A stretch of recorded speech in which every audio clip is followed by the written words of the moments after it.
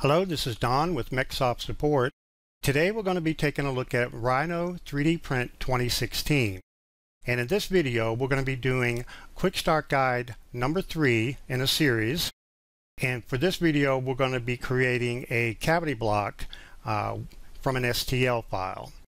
First, let's review the steps we'll be taking to complete this guide.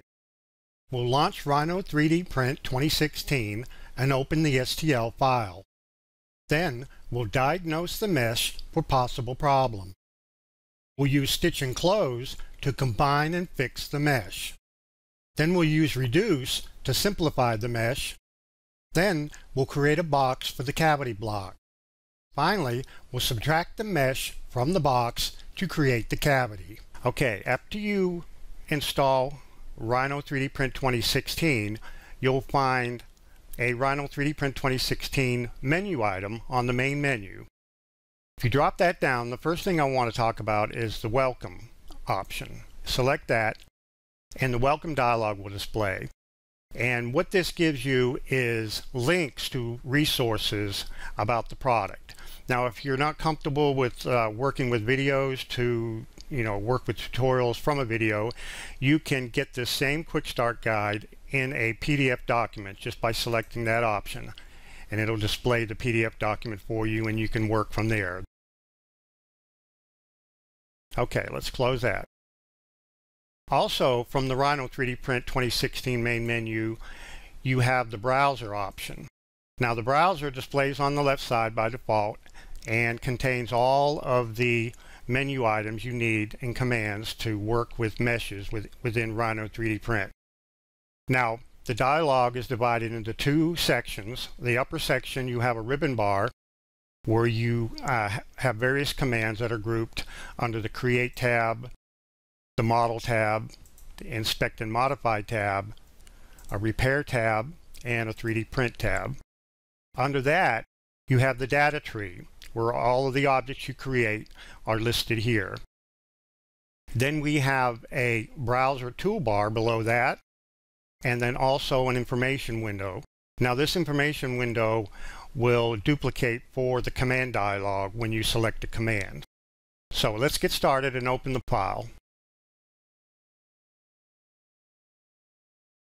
From the Rhino3DPRINT2016 install path Quick Start folder, select the part carmodel.stl, and if you can't find this part, just change your part selection to STL files and it'll isolate it for you. Open that part.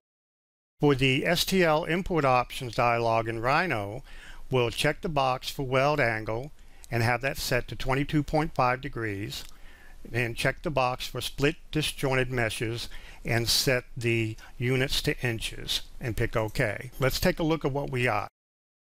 We have a part here that's a model of a car, and if you see over here in the browser, you'll see that we have 313 mesh objects over 130,000 facet triangles. Now, the first thing we want to do with any part that you import or create from a point cloud or any imported files, you want to do some diagnostics to see what you have to work with. So, from the Repair tab, let's pick the Diagnose icon. We'll select the meshes, right-click, and pick the Run Checks button. You'll see that we have over 26,000 open edges. These need to be fixed before you can 3D print any part. It's got to be a closed volume, so we can fix those pretty easily. What we're going to do is let's turn off the meshes and shade the part so we can see this a little bit better. Now, what we have here is we have a car model, and it's an open shell with over 300 mesh objects. We're going to use a command called Stitch and Close in Rhino3DPRINT. What that's going to do is it's going to stitch all the meshes together. All of the open edges are going to be sealed, and it's also going to close the mesh, so this bottom will also be closed so that we have a closed volume. Let's pick the Stitch and Close icon. Select all the meshes, right-click. Now, depending on the size of your model, this could take anywhere from a few seconds to a minute. Okay. Now we have one mesh in the data tree with 170,000 facet triangles. So here we go.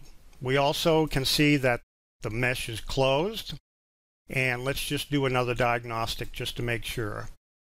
Select the mesh, right click, and run your checks. 0 open edges, that's what we want.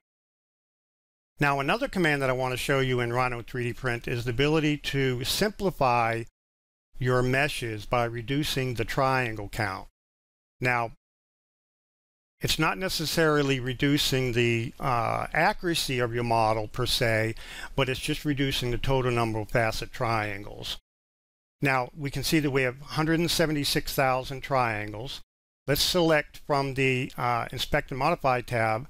Let's pick the Reduce option, select the mesh, right click, and we'll set the slider to reduce by 25% and pick the Reduce button. So now we see that we have one mesh and 130,000 triangles. So that makes it just a little bit easier to work with when you go to 3D print your part. Turn the mesh wires back on if you want to see the meshes. Okay, now what we're going to do is we're going to create a cavity block. So we want to create a box, and then we'll subtract the car from the box to create the cavity.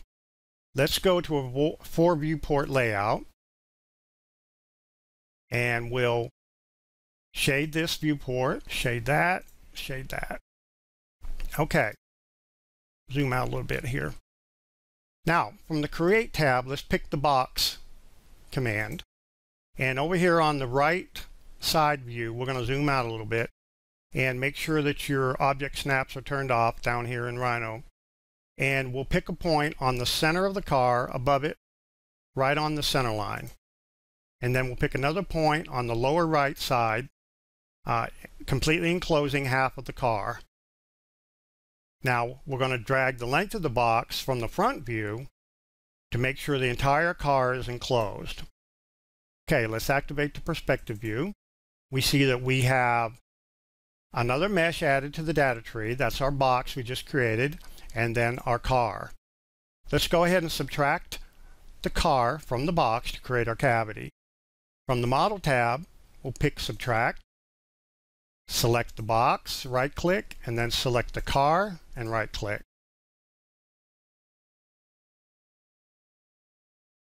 Now we have a nice cavity block with our car subtracted, ready to go ahead and do some more mold design, or if you want to go ahead and 3D print this cavity the way it looks like this, you can go ahead and do that.